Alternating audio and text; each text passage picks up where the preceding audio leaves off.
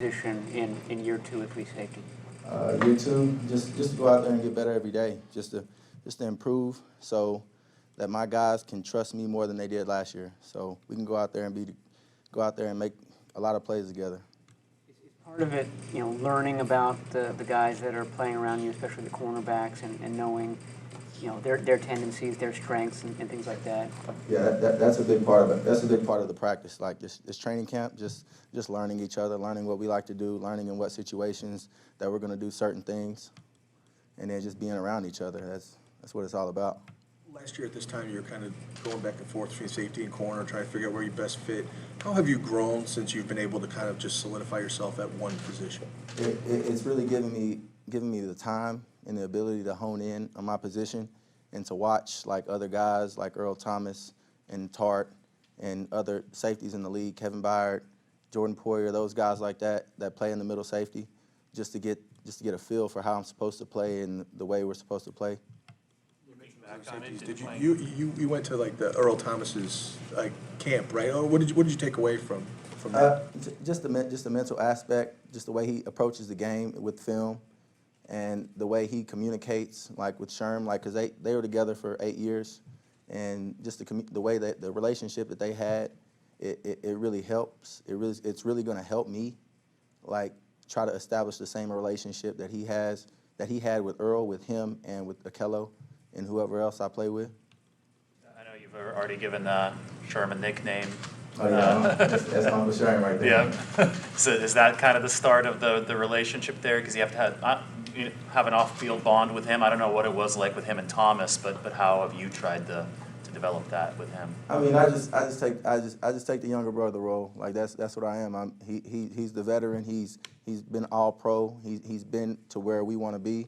So I just take everything I can get from him as far as like holding myself accountable and holding everybody else accountable. Adrian, looking back on it, how did starting off last season at corner affect you? Did it help you? How would you look back on that? Looking back, it really helped me a lot because in this league, knowing a lot of things, knowing a lot of positions will help you like in the long run. So I feel like that's gonna improve. That's gonna help me later on in my career, and it even helps me now just knowing like the position and what their responsibilities was. How has Uncle Sherm helped you tangibly on the field, like playing out there with him today, for instance? Just holding me accountable to making sure I'm doing the right, making sure my footsteps are on point, making sure my footwork is locked in, making sure I know the responsibilities, making sure I'm communicating with both corners and my safety and Tart. So did he do that like actively today? Was there a Very play active. that you remember where he... No, it's just like we communicate non-verbally. I'm yelling, but I'm also giving out hand signs, and that's just one thing he emphasized to me, like in the meeting room and yesterday when we were in the training room. It's just like he's just holding me accountable, and that's just one of the things that he brought to this room that we needed. How did that conversation in the training room start? Were you guys both getting work on? He's like, hey, you might want to do this or that? No, it's just like he's like, hey, you know I'm gonna hold you to a higher standard than you were last year. I mean, you're not a rookie no more. I mean, you're still a rookie, but you're not a rookie. When you're back there facing the 49ers offense, what do you see with Jimmy Garoppolo now that Jerick McKinnon's aboard? How does that make your job more difficult?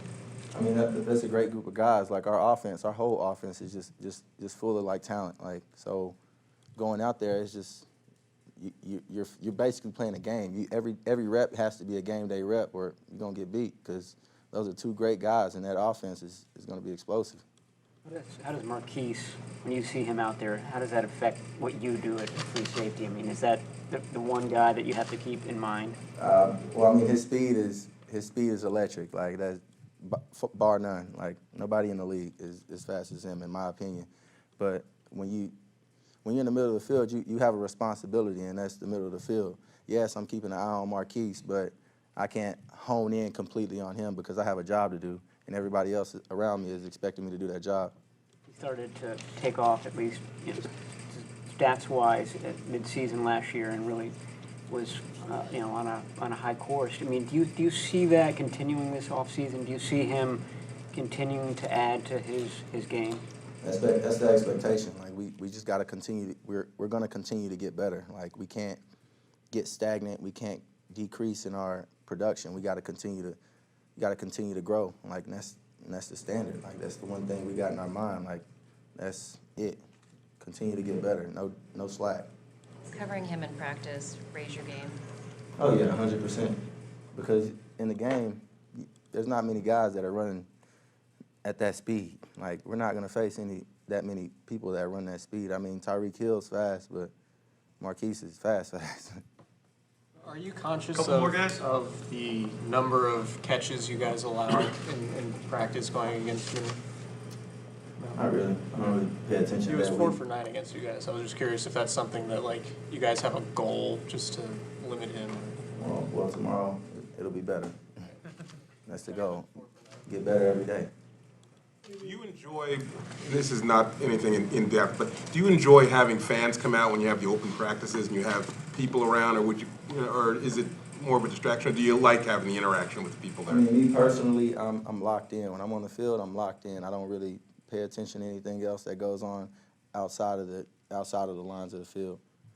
Do you interact with the people at all, or no? During practice, no. After practice, I was just out there. How long was I out there? Like 30 minutes?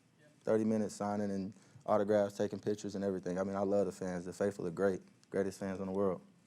Adrian, obviously, if there was a draft today, you wouldn't be a seventh rounder. What do you think NFL scouts missed, or didn't see in you when you were coming out? I mean, I played 6 games. 6 games. I mean, I wouldn't draft me either. In the spring, Richard said that he called Jimmy Garoppolo James, and then there's James, and James, or something to that effect. And then 3 James. 3 Jameses. And then Jimmy, we asked Jimmy about it, and he told us to ask you. He's not James. I call him Franchise. That's my nickname for him.